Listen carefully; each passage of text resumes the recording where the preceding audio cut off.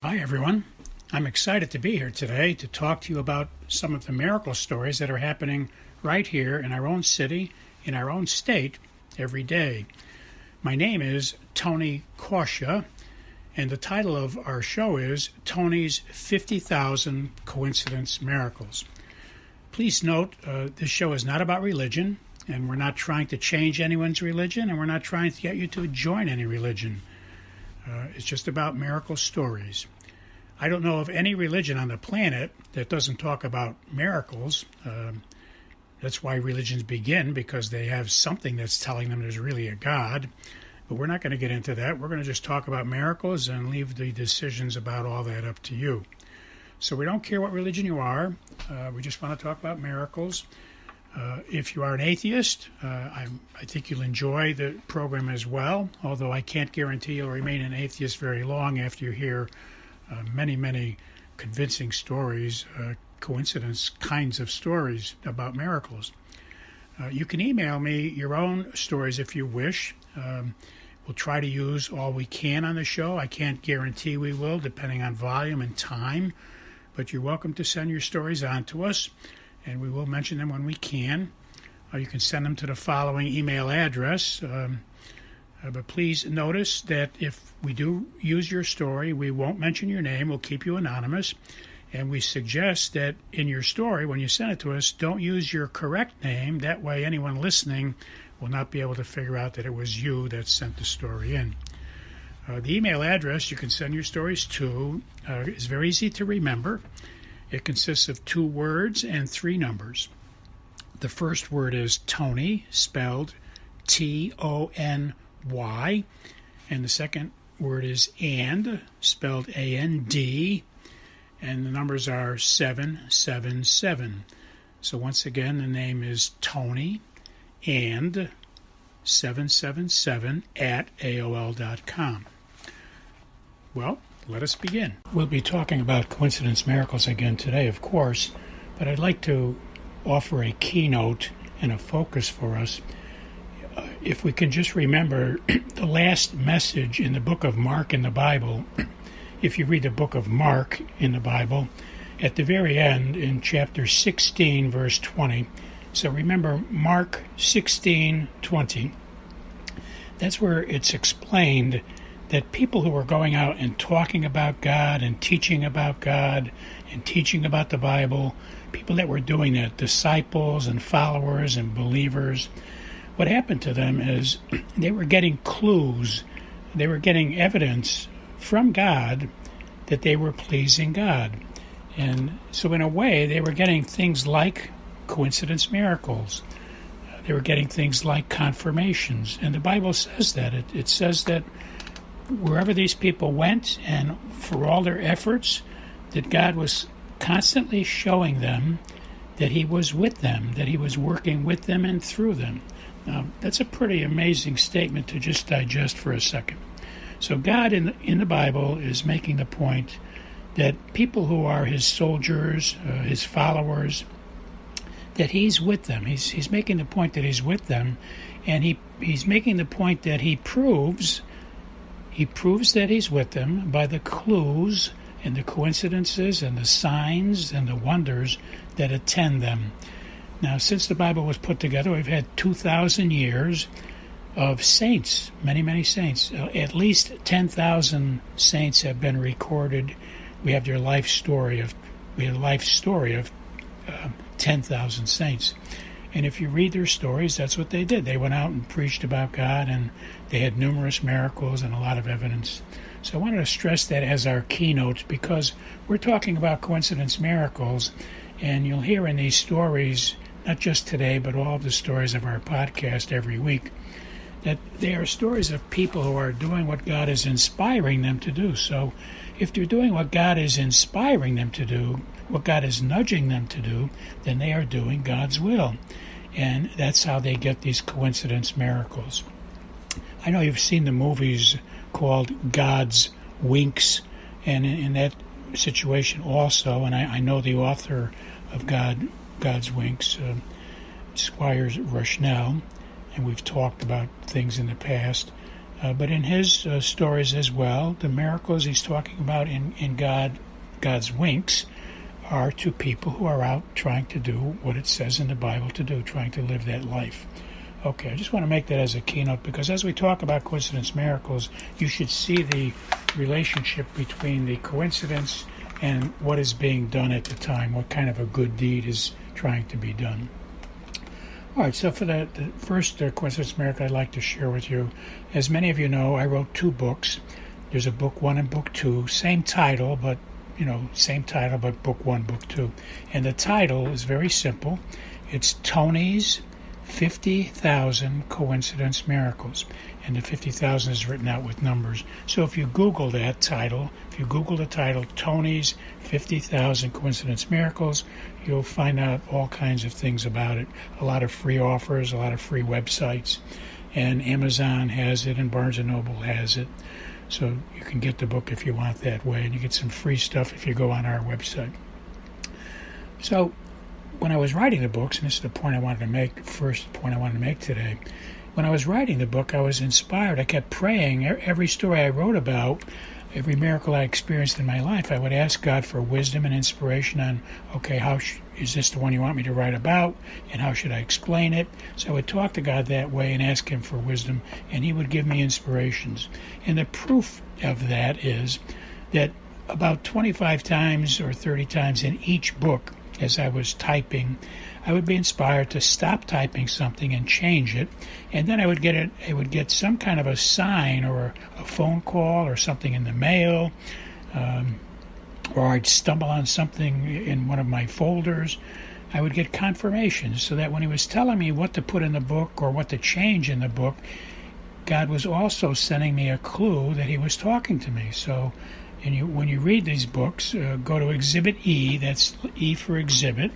So you go to Exhibit E in both books and you can see all of these cases. And I'm going to give you a few of them now. So in one case, I had just finished writing a miraculous story about my wife Julie. The first book was dedicated to her. She has gone to heaven. I'm very happy for her. I miss her terribly, but I'm very happy that she's in heaven enjoying everlasting heaven and bliss. But I wrote a story about her, and when I finished writing the story, as soon as I finished, I got up and I was going to take a break, and I got inspired as I was going by a pile of magazines that I get in the mail and I never get to read, so I throw them in a pile. When I get a chance, I just take one at random. So I got inspired, take a magazine, and while you're on your break, flip through the magazine. So I did. I just took a magazine.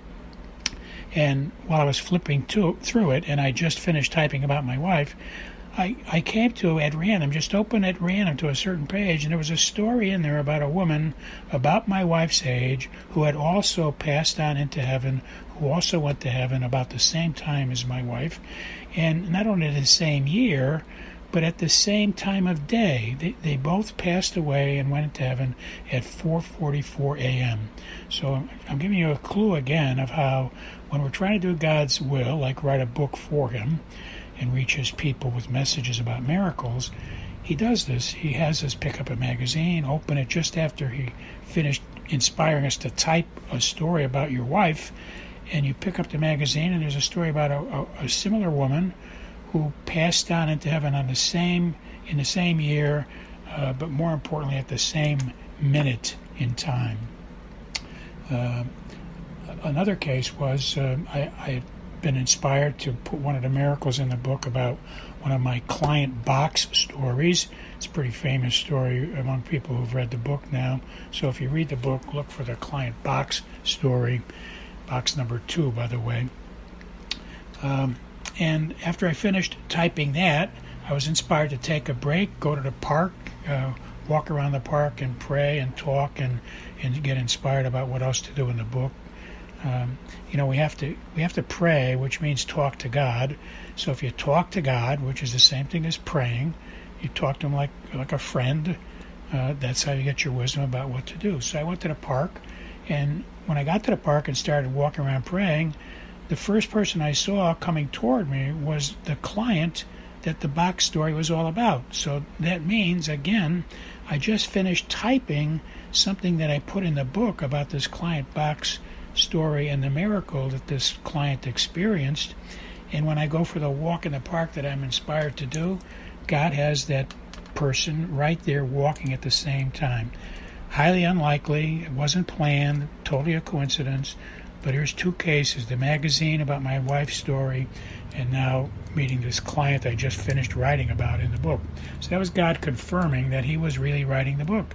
He was telling me what to write, and he was showing me right after I wrote things that he was confirming with these two coincidence miracles. Another one was I was explaining in the book that you can talk to God about anything you want as a friend. He wants us very much to talk to him as a friend. That's the way he made things. When he created us to be his friends. And he certainly was already prepared and ready to be friends with us forever. And so he wants us to talk to him like a friend. And you can read about all this in the Bible all over the place. Moses was one of his friends. Abraham was one of his friends. The prophets were some of his friends. David and Solomon were his friends. So, he made us to be his friends. Certainly the apostles, 12 apostles. Now, if you read in John chapter 16, verse 24, again, John 16:24, you'll see very clearly he wants us to be talking to him. He says, you ask me questions, I'll answer you. In Jeremiah chapter 33, verse 3, easy to remember, right? Very easy to remember. Jeremiah 33:3. Also there, Jeremiah says, if you ask me a question, I will answer you with profound wisdom, great wisdom. He tells us, you want to know something, ask me, I'll give you fantastic answers. Okay, so I'm trying to confirm for you that it's pretty clear in the Bible, the followers of God, friends of God, get these clues, coincidences, confirmations, and I put in both of my books an Exhibit E in both books. Both books have Exhibit E's. There's about 25 or 30 examples in each book to show that what I was typing in the book was something that I was told, inspired by an inspiration by God of what's in the book, because he told me to put it in the book, and then he gave me the confirmation right afterward. Our next coincidence miracle is about a good friend of mine. We've been friends now for about 20 years. We've had a similar walk in life. He very much asked God often for inspirations about what to do next and where to go and what to do. And he also experiences many, many coincidence miracles. As I said earlier, in Mark 16:20, that people who follow God and talk about God and evangelize, they see coincidence miracles all the time, or things that look like coincidence miracles. So we often send notes to each other, and one day I was inspired to send him a note suggesting he might want to use our podcast in his evangelization efforts. He organizes some groups of men who meet once a week and talk about miracles in their life. So I said he might want to consider using our podcast and using our 15-minute lectures or radio shows. And he texted me back and said, Tony, it's unbelievable. I was just talking to my wife about doing the exact same thing. We were just saying that when your message came in and suggested we do the same thing. So there you have it once again. I did what God inspired me to do, and I got a tremendous confirmation precisely to the second. I sent the text to the friend, and he said he was just talking about it at that precise moment. So these are the things that happen to us. Constant coincidence miracles like this, confirming that we're doing what God wants us to do, and that he's pleased with us, and it encourages us to continue and go on and keep doing this. That's why I've been an evangelist for 53 years, because God keeps inspiring me to move on and keep pressing on. Okay, God bless you all. I'll talk to you next week.